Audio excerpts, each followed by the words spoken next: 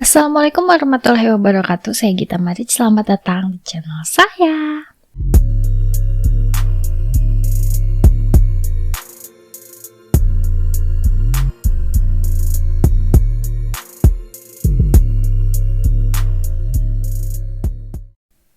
Di video kali ini saya ingin sedikit cerita tentang tenaga medis, khususnya dokter. Dimana kalau misalnya kita sakit itu kan pasti mempercayakan untuk kesembuhan kita gitu, mediatornya adalah seorang dokter, karena kan kita nggak punya ilmu tentang penyembuhan ya gitu. Kalau misalnya dokter kan memang pendidikannya juga khusus untuk menyembuhkan. Jadi apapun yang sakit di diri kita baik fisik maupun mental pasti kita kan minta ke ahlinya ya, yaitu salah satunya dokter. Baik pengobatan secara medis ataupun herbal gitu alternatif, kita kan pasti mempercayakannya sama orang yang memang ahlinya gitu. Cuman gimana coba kalau ternyata gitu selain bisa menyembuhkan, dokter juga ternyata punya sisi gelap lain yang adalah justru menjadi perantara malaikat pencabut nyawa. Jadi di sini saya ingin cerita ada beberapa dokter yang memang kayak punya kelainan ya gitu kalau menurut saya, karena sisi kemanusiaannya hilang total dan justru malah melanggar sumpah dokter sendiri sebagai tenaga medis yang akan membantu siapapun yang membutuhkan, dalam hal ini orang-orang sakit, itu justru malah dilanggar gitu, dan mereka malah membunuh yang mayoritas adalah pasiennya. Jumlahnya juga nggak sedikit gitu. Itu sih, saya pengen cerita tentang itu ya. Yang pertama itu ada Dr. Michael Swango. Michael Swango ini orang Amerika, jadi mantan Marines Corps gitu. Nah, beliau ini tuh wajahnya tuh tampan ya. Wajahnya tuh tampan terus baik hati juga. Dia tuh didakwa dituduh atas kematian 60 pasiennya. Jadi ada 60 pasien yang mati di tangan dia, yang katanya dia tuh pakai racun gitu. Dia pakai racun untuk membunuh pasiennya. Sebenarnya dia bukan cuma membunuh pasien aja ya, karena sebelumnya tuh dia udah coba meracuni gitu ya, coba meracuni induk semangnya, anak-anak tirinya, terus mantan-mantan pacarnya juga, terus teman-teman kerjanya juga malah gitu sama dia tuh pernah diracuni juga. Walaupun itu sih yang di luar pasien dia ya, walaupun nggak sampai meregang nyawa, tapi dia bisa setega itu sama orang-orang yang dia kenal, yang istilahnya deket loh, lumayan punya hubungan deket gitu kan. Dia bisa meracuni itu. Malah waktu pas penggeledahan pun di rumahnya, itu tuh ditemukan sejumlah pasokan arsenik dan sianida dalam jumlah yang banyak, yang diprediksikan itu bisa membunuh puluhan orang gitu. Bisa membunuh puluhan orang. Bahkan dia tuh kan didakwa ya. Jadi pada tahun 2000 itu dia ditangkap. Cuman apa ya? Dia tuh kayak yang bisa dibuktikan bahwa pembunuhan yang dilakukan oleh dia tuh kayak cuman 4 pasien aja. Jadi gak tahu deh gitu sisanya, yang bisa dibuktikan cuma 4 pasien aja. Jadi dia disebutnya bahwa dia tuh udah membunuh 4 pasien ini gitu. Walaupun gak tahu ya motifnya apa. Jadi kayak emang kayaknya dia ketagihan gitu ya, ketagihan sama ngelihat yang kesakitan gitu. Soalnya dia tuh hobi banget kalau misalnya ada pasien gawat darurat gitu ya, kayak pasien bekas kecelakaan maut gitu. Terus dia juga seneng banget gitu kayak nonton film-film yang sadis gitu loh, pembunuhan yang kayak gitu tuh dia seneng. Jadi psikopat ya kayaknya gitu. Jadi dia kayak senang aja lihat korban. Kan kalau diracuni itu matinya pelan-pelan kan, ada proses ya. Dan dia tuh menikmati banget gitu si proses itu. Berdarah dingin sih bener ya. Dan dia tuh didakwa itu tadi atas pembunuhan 4 pasien dia, di penjara seumur hidup, dengan ya hukumannya di penjara seumur hidup. Tapi sebenarnya gitu orang-orang tuh percaya kalau korban dia tuh banyak, yang bisa mencapai 60-an gitu. 60-an korban, cuman yang bisa dibuktikan cuma 4 pasien aja. Jadi itu udah si korban ini tuh ya udah menyebar gitu. Dari yang dia tuh udah tiga rumah sakit di Amerika Serikat tempat dia bekerja dulunya, terus sama satu klinik di Zimbabwe. Jadi korbannya tuh di situ. Malah waktu penangkapan aja dia itu lagi siap-siap gitu mau buka praktek di Arab Saudi. Kebayang gak kalau misalnya telat aja gitu ya penangkapannya? Kayaknya di rumah sakit Arab Saudi juga bakal ada korban gitu. Dia emang mental disorder deh, dia mah kayaknya psikopat ya. Yang kedua ada Harold Shipman. Harold Shipman ini tuh dokter yang ramah banget, yang baik dan perhatian banget. Jadi ini awalnya tuh beliau itu cuman dokter keluarga gitu, dan satu keluarga tuh percaya banget sama dia. Dia tuh kayak mengkhususkan untuk para manula. Manula itu kan biasanya pikun, bandel, mulai nggak mau ini nggak mau itu. Nah dia tuh yang sabar, telaten, memang merawat pasiennya tuh bener-bener telaten. Dan dia tuh kan datang rutin ke rumah masing-masing gitu kan, masing-masing pasiennya untuk merawat bener-bener. Nyampe dia disukai banget sama, baik dengan pasien ataupun dengan pihak keluarga tuh disukai banget, saking baiknya, saking perhatiannya gitu, ramah deh pokoknya. Cuman di balik itu dia tuh nyuntikin ke setiap pasiennya itu sama racun dan narkoba. Jadi supaya si pasiennya tuh mati perlahan-lahan gitu. Jadi setiap kali si pasiennya mengeluh sakit, dia suntik itu. Padahal kan ada efek sampingnya, apalagi sama manula gitu kan. Nah di balik itu juga dia melakukan penipuan. Jadi dia memalsukan wasiat supaya nama dia tuh masuk ke daftar wasiat si pasien yang bakal mati. Jadi dia udah tahu nih targetnya tuh bakal mati kayak sekian lama lagi, misalnya sekian bulan lagi. Nah dia memasukkan wasiat supaya namanya masuk ke situ.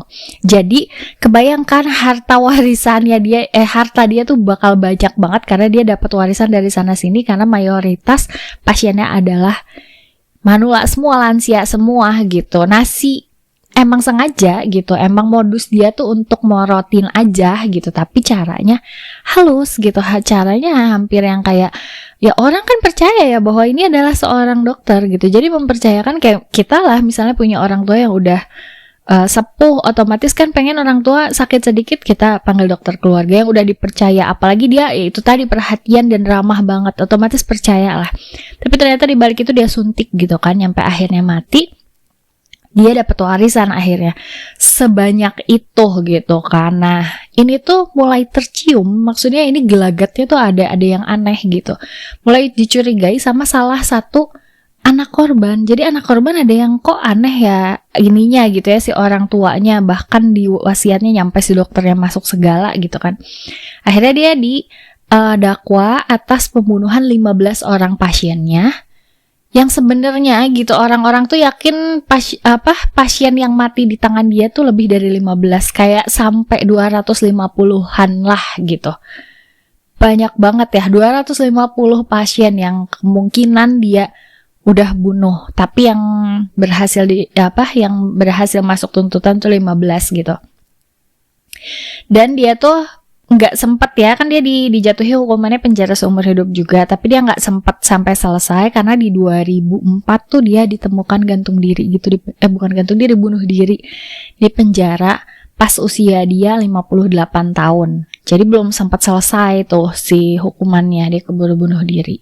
Yang selanjutnya ada Joseph Mengele. Nah, Joseph Mengele ini adalah dokter yang terkenal kejam ya pada masa rezim Nazi. Jadi waktu masanya Nazi yang emang Hitlernya juga kejam gitu, ini dokternya juga kejam. Padahal dokternya itu tampan katanya dan cerdas gitu ya. Makanya jadi dokter juga ya. Dia tuh cerdas, tapi dia sering kali kayak melakukan melakukan penelitian atau melakukan segala sesuatu tindakan yang berkaitan dengan pasiennya itu lebih ke menyakiti, lebih ke penyiksaan. Jadi dia tuh kayak melakukan amputasi tanpa anestesi, nyampe si pasiennya tuh merasa kesakitan yang amat sangat nyampe mati gitu kan. Terus melakukan operasi, abis itu operasinya tuh didiemin, jadi si pasiennya kehabisan darah atau misalnya infeksi gitu tuh didiemin.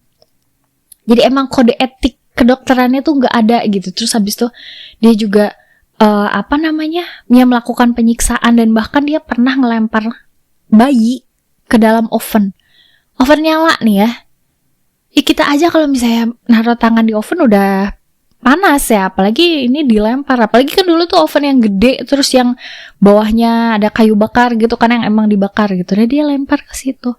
Jadi emang nggak punya hati gitu. Dan korbannya pun disinyalir ya, dicurigai itu mencapai ribuan korbannya, bukan hanya pasien tapi juga narapidana di Auschwitz, karena Mengele ini ditugaskan untuk memutuskan siapa yang masuk ke kamar gas untuk hukuman bunuh ya, hukuman mati. Dimasukin ke dalam kamar gas itu, dia yang menentukan siapa yang bisa masuk ke situ, siapa yang akan masuk ke situ. Jadi diprediksi korbannya itu mencapai ribuan orang. Dan setelah Hitler kalah, dia tuh melarikan diri gitu kan sama ribuan mantan anggota Nazi juga gitu. Dia tuh melarikan diri ke Australia terus ke Brazil. Nah, dia tuh kejahatan dia ini yang mencapai korbannya tuh mencapai ribuan orang ini, itu tuh nggak sempat diadili. Karena belum sempat diadili, pada tahun 1979 di usia yang ke-68 tahun nih, keburu koid, keburu metong, ya udah. Jadi siang ribuan nyawa yang sudah dia habisi itu udah melayang gitu aja, karena dia juga mau diadilinya gimana, keburu mati. Gila ya. Yang selanjutnya ada Wu Wanlin. Jadi Wu Wanlin ini adalah dokter alternatif ya. Dia dokter alternatif karena membiasakan si obat-obatan itu dari herbal. Dia tuh kan orang kelahiran Mianyang, Sichuan, Cina. Jadi memang tabib lah gitu, kayak tabib, cuman bersertifikasi dokter gitu. Tapi dia tuh dari dulu tuh udah memang kayak ini banget gitu, bermasalah banget, karena dia tuh dijatuhi hukuman atas perbuatan dia tuh penculikan, terus penganiayaan, pembunuhan, dan perdagangan wanita. Jadi memang udah bermasalah nih orang gitu. Tapi anehnya, dia walaupun lagi dihukum nih pada tahun 93 tuh dia masih di penjara gitu kan, lagi menjalani hukuman, tapi dia masih bisa membuka praktek, maksudnya dia masih bisa melakukan pengobatan gitu. Dan dia tuh melakukan pengobatannya itu pakai sodium sulfat racikan dia, karena kan istilahnya bilangnya herbal itu tadi ya, untuk meracuni si para korbannya.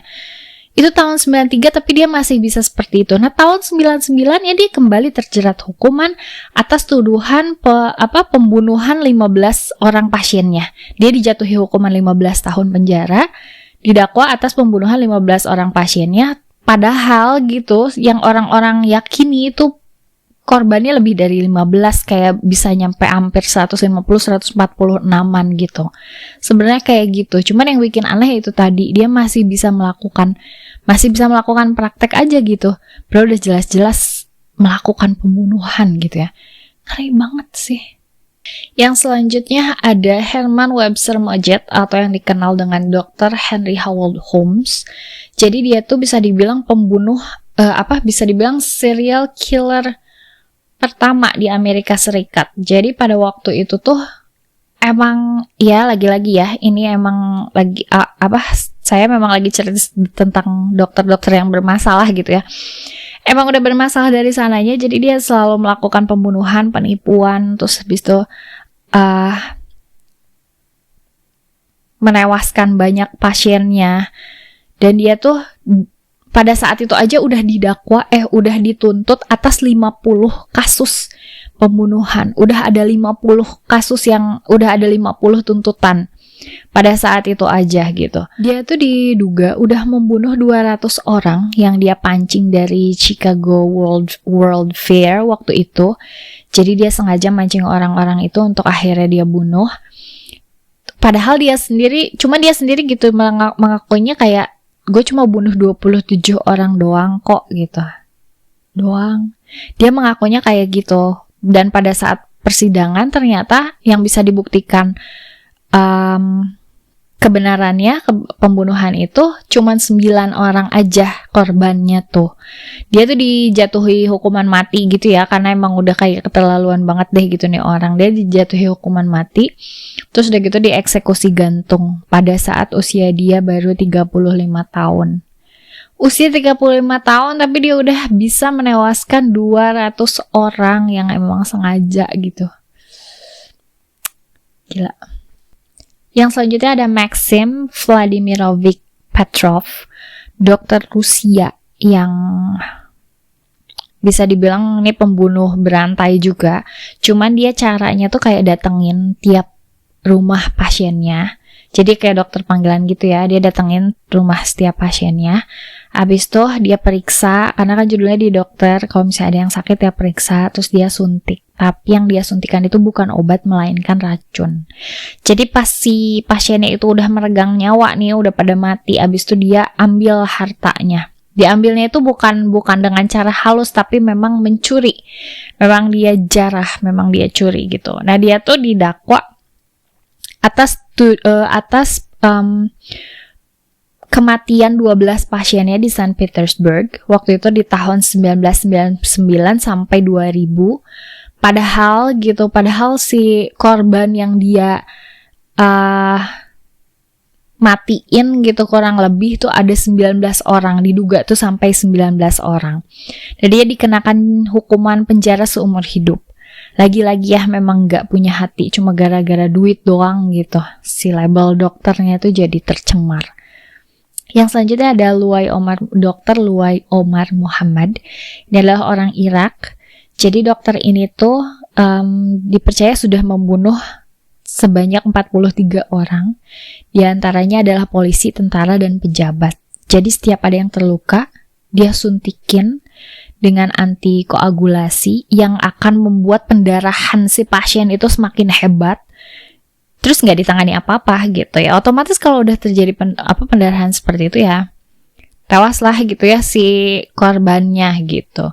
Dan ternyata setelah diselidiki, dia ini adalah salah satu anggota dari kelompok pemberontak Sunni Irak waktu itu yang lagi perang sama Amerika, dan jelas si pasien-pasiennya adalah orang Amerika itu tadi, polisi, tentara, dan pejabat. Jadi memang ada unsur politik ya di dalamnya, dia dari dalam gitu menyerangnya menggunakan titel dia sebagai dokter. Ya memang bakal jadi mudah karena orang-orang bakal percaya aja gitu, yang dipikirnya pihak medis itu akan membantu, ternyata malah meracuni. Yang selanjutnya ada Shiro Ishii. Shiro Ishii ini bisa dibilang kayak dokter Mengele-nya dari Jepang ya.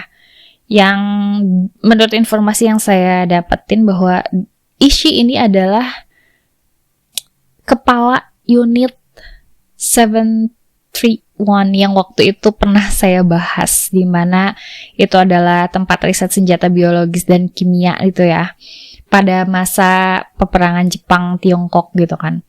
Nah dia tuh emang yang paling kayak yang kita tahu kan, unit 731 itu aja udah kejam banget, dan ini ternyata adalah kepalanya, otaknya, dalangnya, dimana memang dia tuh mengamputasi tanpa anestesi, mengaborsi secara paksa, terus kayak membuat orang hipotermia, terus membuat orang yang dioperasi kehabisan darah. Kayak emang dia sengaja aja gitu melakukan itu, yang korbannya tuh mencapai ribuan orang gitu, ribuan tuh orang ya gitu, mencapai ribuan orang yang mulai dari tahanan sampai warga setempat gitu, warga sipil yang emang gak tahu apa-apa. Ternyata otaknya itu dia gitu, dalang dari segala dalang. Dan sebagian besar itu adalah orang Cina ya waktu itu.